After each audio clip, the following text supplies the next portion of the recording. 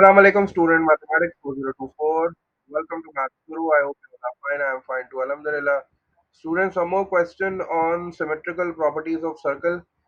Angle properties of circles and polygons में दो चीजें हमने डिस्कस की थी। एक तो एंगल प्रॉपर्टीज ऑफ पॉलीगॉन्स और दूसरी चीज जो थी that was the angle properties of circles. Circles की जब हम प्रॉपर्टीज डिस्कस करते थे तो फिर उसमें दो टाइप्स आती थी, सिमेट्रिकल आती थी और एक एंगल प्रॉपर्टीज आती थी। ये वाले जो क्वेश्चंस हैं जैसे कि प्रीवियस वीडियो में भी हमने सॉल्व किया था, तो these questions are on the symmetrical properties जो कि रेडियस और टेंजेंट वाली प्रॉपर्टीज कहलाती हैं। सही है। अच्छा, अब इसमें हमने चार प्रॉपर्टीज जो है वो डिस्कस की थी प्रीवियस वीडियो में, हमने उनको थोड़ा सा रिवाइज भी कर लिया था। अब ये जो एक्सरसाइज 13 बी है ना, उसके कुछ क्वेश्चंस है मेरे पास, तो थोड़ा सा और जो है ना तुम्हारा रीइंफोर्समेंट हो जाएगा उन सिमेट्रिकल प्रॉपर्टीज का। तो let's just start the first question. तीन क्वेश्चंस है इस वीडियो में हमारे पास। ठीक है, तो पहला वाला क्वेश्चन स्टार्ट करते हैं। फर्स्ट क्वेश्चन में हमसे कह रहे हैं in the figure BP is a tangent to the circle with centre O. अब ये चूंकि सिमेट्रिकल प्रॉपर्टीज है तो इसमें टेंजेंट होगी, इसमें रेडियस होगा, इसमें डायमीटर होगा, इसी तरह की चीजें होंगी। रेडियस और टेंजेंट जब भी मिलती है 90 डिग्री बनता है। ठीक है, तो उसी वाली प्रॉपर्टी पे जो है ना ये वाला क्वेश्चन बेस्ड है। तो अब सबसे पहले क्या करना होता है, इस तरह की जो सिमेट्रिकल प्रॉपर्टीज है ना उसमें पहले तो रेडियस तलाश करो, क्योंकि तुम्हें जब रेडियस मिलेगा तो तुम्हें फिर आइसोसेलेस ट्रायंगल मिलेगा। अब जैसे ये वाला क्वेश्चन तुम्हें यहाँ नजर आ रहा है, इसमें मैंने अभी ये नहीं देखा कि मुझे फाइंड क्या करना है, पहले मैं ये देख रहा हूँ कि क्या मेरे पास कोई रेडियस है। तो सेंटर ओ है, ओ से लेके पी तक ये सरकमफेरेंस है ना, पी जो है वो सरकमफेरेंस पे है, तो इसका मतलब है कि ये भी रेडियस है, मैंने इसको आर लिख दिया। ठीक है, ओ से लेके ए तक भी रेडियस है क्योंकि ये भी ओ से सरकमफेरेंस तक जा रहा है। तो अब ये जो तुम्हें ट्राइंगल नजर आ रहा है ओ ए पी, ये बेसिकली एक आइसोसेलेस ट्राइंगल है। मतलब इसकी दो साइड्स इक्वल हैं, और ऐसा ट्राइंगल जिसकी दो साइड्स इक्वल होती हैं वो आइसोसेलेस ट्राइंगल कहलाता है। तो आइसोसेलेस ट्राइंगल का मतलब ये है ये भी रेडियस है, ये भी रेडियस है। तो अगर ये दो साइड्स इक्वल है तो इनके सामने वाले एंगल भी इक्वल होंगे। ये रेडियस है, इसके सामने 33 डिग्रीज है, तो ये रेडियस है, इसके सामने भी 33 डिग्रीज होगा। तो मैंने यहाँ जो है वो पहले ही 33 डिग्रीज लिख लिया, क्योंकि मुझे रेडियस मिल गया, मुझे आइसोसेलेस ट्रायंगल मिल गया। तो 33 तो सबसे पहले मैं क्या करूंगा, ये वाला एंगल फाइंड कर लूंगा। सही है ना। उसके बाद फिर मैं देखता हूँ कि मुझे क्या फाइंड करना है। तो ये कह रहा है कि given that angle A P O is 33 degrees. Angle A P O, A से स्टार्ट हो रहा है, पी पे जा रहा है ओ, तो ए पी ओ 33 डिग्रीज है। मुझे क्या फाइंड करना है, मुझे फाइंड करना है एंगल पी बी ए। एंगल पी बी ए कौन सा एंगल है भाई, पी से स्टार्ट हो रहा है, बी पे जा रहा है, मुझे ये वाला एंगल फाइंड आउट करना है। पी बी ए जो है ये भी एक ट्राइंगल है, पी बी ए तुम्हें ये ट्राइंगल नजर आ रहा है, इस ट्राइंगल में ये रेडियस है और ये टेंजेंट है, तो इसका मतलब है रेडियस और टेंजेंट जब भी मिलेंगे क्या बनेगा, 90 डिग्री बनेगा। तो अब ये जो पी बी ए आपको ट्राइंगल जो वो आ रहा है फिगर में नजर, इसमें मेरे पास जो है मुझे बी फाइंड करना है। ये वाला एंगल जो है मैं टोटल निकाल सकता हूँ। ठीक है, अगर मैं इसी ट्राइंगल को कंसिडर कर लूँ पी बी ए को, तो ये 33 हो गया। ये वाला मैं निकाल लेता हूँ, 90 प्लस वो 33 हो जाएगा, तो ये फिर डेफिनेटली मैं फाइंड आउट कर सकता हूँ by using the concept of sum of interior angles. तो मैंने क्या किया, मैंने सबसे पहले ये वाला एंगल लिखा 33। ठीक है, 33 ये वाला एंगल हो गया। और ये जो एंगल पी है पूरा, ये क्या हो जाएगा 90 प्लस 33।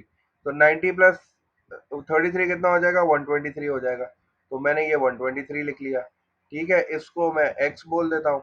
और जब मैं इन तीनों को ऐड करूंगा तो मेरा आंसर कितना आना चाहिए, मेरा आंसर आना चाहिए 180। तो बस अब जल्दी से इन दोनों को ऐड करता हूँ, 180 से सब्ट्रैक्ट करता हूँ, मुझे मेरा एंगल मिल जाएगा। तो x इज इक्वल्स टू क्या हो जाएगा, जब मैं इन दोनों को ऐड करूंगा तो ये हो जाएगा मेरे पास 156। तो मैं क्या कर रहा हूँ, 180 में से 156 को माइनस कर देता हूँ जल्दी से, -156। ठीक है, और 4 मिलाऊंगा तो 60 हो जाएगा, तो इसका मतलब है, और 20 मिलाऊंगा तो 180। तो x की वैल्यू जो है that is coming out as 24। और ये जो x है ना बेसिकली ये मेरा एंगल पी बी है, तो मैं यहाँ लिख भी देता हूँ कि angle P B A is coming out as 24 degrees. ठीक है ना। तो ये बड़ा आसान सा वही सम ऑफ इंटीरियर एंगल्स वाला कॉन्सेप्ट यूज किया, रेडियस और टेंजेंट वाला कॉन्सेप्ट यूज किया, तो ये मेरे पास 44 डिग्रीज आ गया। ठीक है, तो ये मेरा आंसर आ गया पहले क्वेश्चन का। अब जल्दी से जरा दूसरा क्वेश्चन भी पढ़ो, देखो क्या फाइंड करना है उसमें। दूसरे क्वेश्चन में भी हमसे ऐसी कुछ कह रहा है, ये इस तरह की फिगर ही बनी हुई है ऐसा लग रहा है, वो ऊपर बनी हुई है, ये नीचे हो गई है।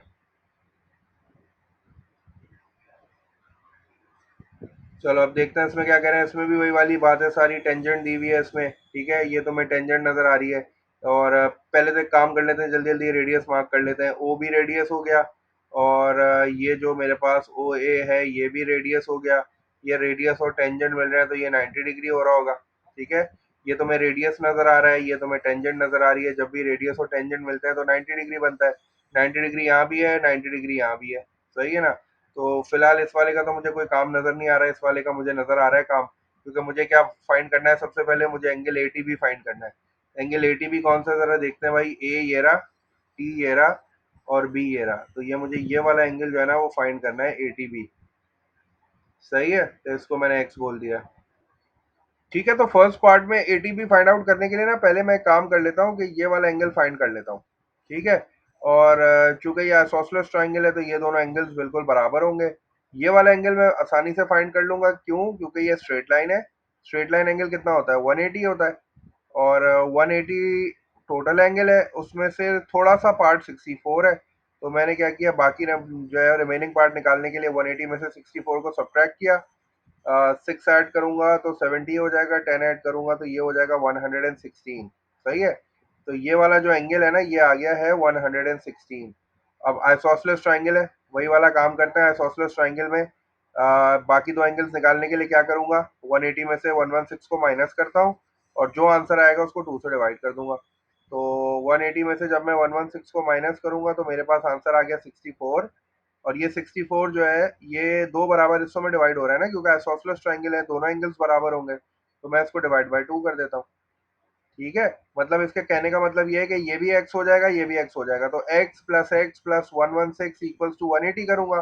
उसके बाद प्लस माइनस करके जब आंसर लेके आऊंगा तो मेरे एक्स की वैल्यू आ जाएगी 32। सही है, ये वही वाले कॉन्सेप्ट से मैंने निकाला है। ठीक है। अगर तुम्हें ये 32 में ये डिवाइड बाय 2 समझ नहीं आ रहा तो तुम इसको बिल्कुल उसी तरह कर लेना कि इसको भी एक्स बोल देना और इसको भी एक्स बोल देना। और फिर उसी तरह कर लेना, सम ऑफ इंटीरियर एंगल से एक्स प्लस 116 इक्वल्स टू 180। 116 को वहां भेज के 180 में से माइनस करना। एक्स प्लस एक्स 2x हो जाएगा, फिर 2 से डिवाइड कर देना तो आंसर तुम्हारा 32 आ जाएगा। इसका मतलब है कि ये जो x आ रहा है मैं इसकी जगह पे डायरेक्ट 32 लिख देता हूँ। यहाँ भी 32 आ रहा है, ये 116 को भी हटा देता हूँ, थोड़ी सी फिगर कंफ्यूजिंग हो जाएगी। ठीक है ना। तो यहाँ पे मैं लिख देता हूँ 32। सही है। ये भी 32 है और ये वाला भी मेरे पास 32 है। सही है। और ये वाला जो एंगल है ना इसको मैं यहाँ पे लिख लेता हूँ, ये 116 आ रहा है। सही है ना। तो मैंने जो है ये माइनस करके तुम्हें दिखा दिया है, ये 116 आ रहा है ताकि फिगर थोड़ी सी जो है ना वो क्लियर हो जाए, वरना फिर फिगर में कंफ्यूजन होती है। सही है। ये रेडियस मैंने हटा दिया है यहाँ से, इसको मैं थोड़ा और साफ कर देता हूँ।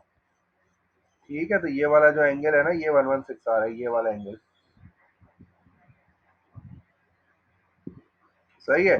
चलो अब मुझे क्या हो गया, ये 32 पता चल गया, ये 32 पता चल गया। एटीबी निकालना है। एटीबी के लिए एटीबी ट्राइंगल देख लो, ए से स्टार्ट हो रहा है, टी पे जा रहा है, बी पे। तो ये हो गया 32।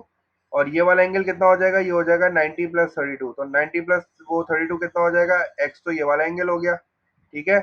इसके बाद मैंने इसमें ऐड कर दिया 32। 32 ये वाला एंगल हो गया, ये 32 हो गया। सही है।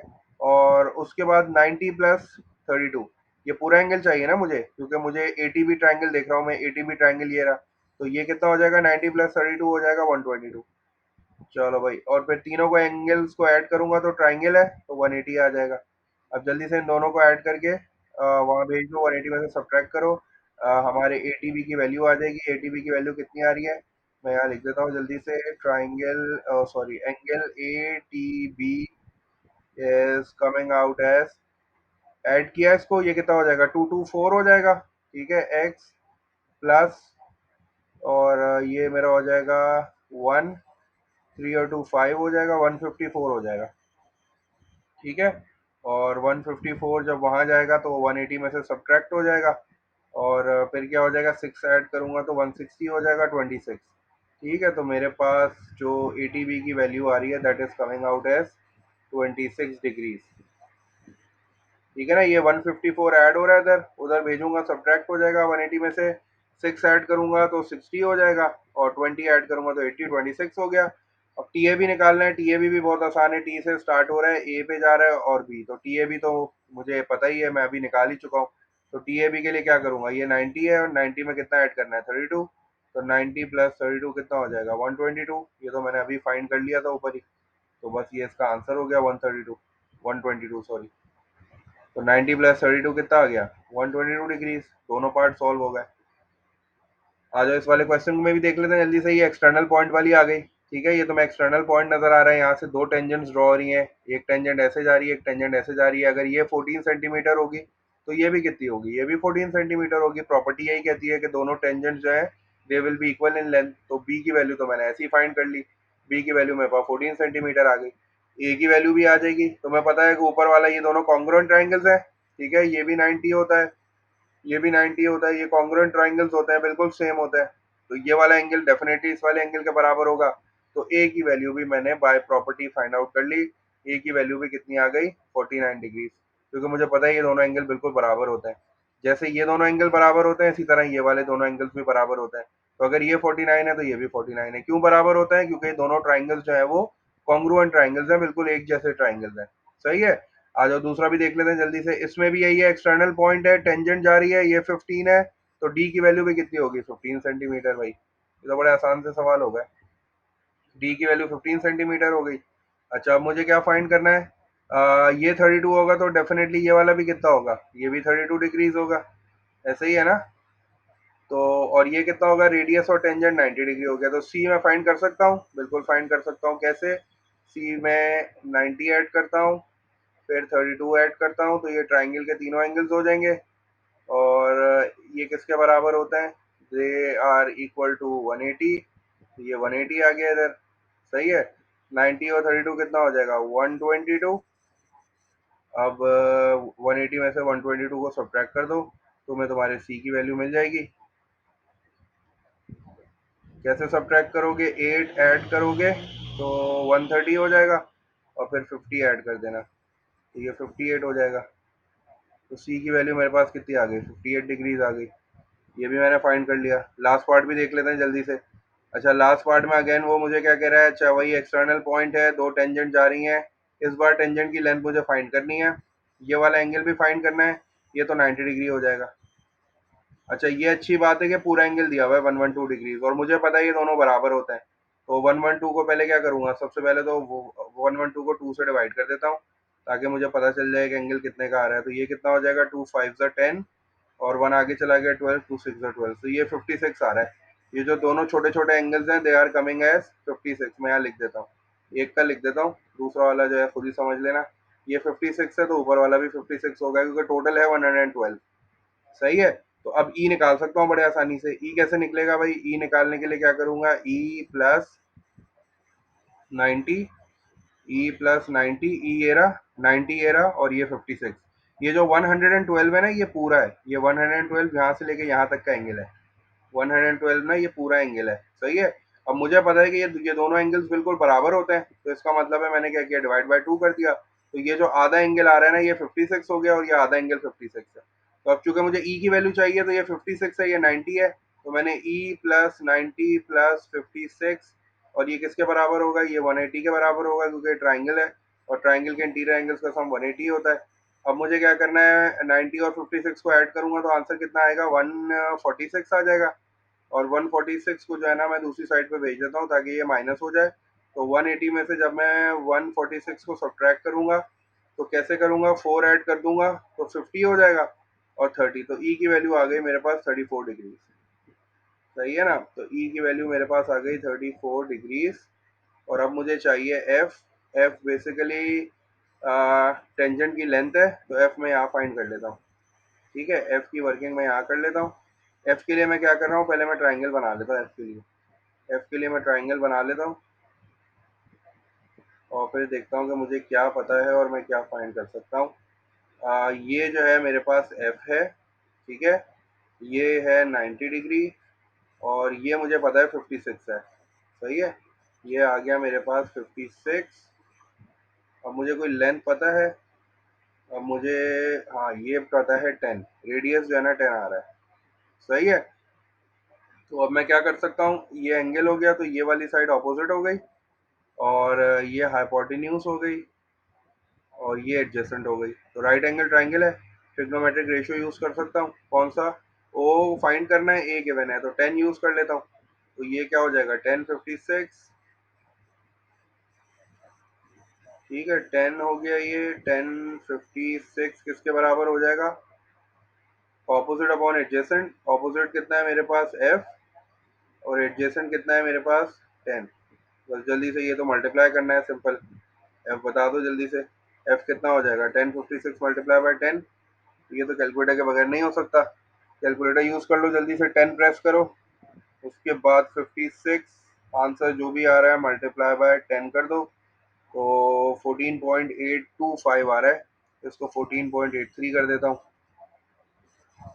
तो ये जो है ना मेरे पास एफ की लेंथ भी आ गई, तो 14.83 मीटर्स में आ गई है। ठीक है भाई, तो ये थे कुछ क्वेश्चंस, थोड़ा सा प्रॉपर्टीज और रीइंफोर्स हो गई। इंशाल्लाह अब ये है कि जब स्कूल खुलेंगे तो फिर और इस तरह के क्वेश्चंस कर लेंगे, फिर हम एंगल प्रॉपर्टीज की तरफ भी जाना है, तो एंगल प्रॉपर्टीज भी डिस्कस करेंगे इंशाल्लाह। ठीक है भाई, बाकी कोई क्वेश्चन हो, कोई कंफ्यूजन हो और कोई चीज़ पूछनी हो तो डेफिनेटली मुझे सेंड कर दो। मैं इंशाल्लाह कोशिश करूंगा कि बाय वीडियो तुम लोग की हेल्प कर दूँ इस तरह। ठीक है, असेसमेंट की प्रिपरेशन करते रहो। इंशाल्लाह मैं कोशिश करता हूँ कि जितनी जल्दी हो सके तुम लोग के साथ वीडियोस भी शेयर कर लूँ, थोड़ी सी डिटेल्स भी शेयर कर लूँ असेसमेंट की। बाकी यही है मेरे पास फिलहाल इस वीडियो में। आई होप ये वीडियो तुम लोग के लिए हेल्पफुल होगी इंशाल्लाह। टेक केयर, अंटिल देन, अल्लाह हाफिज़।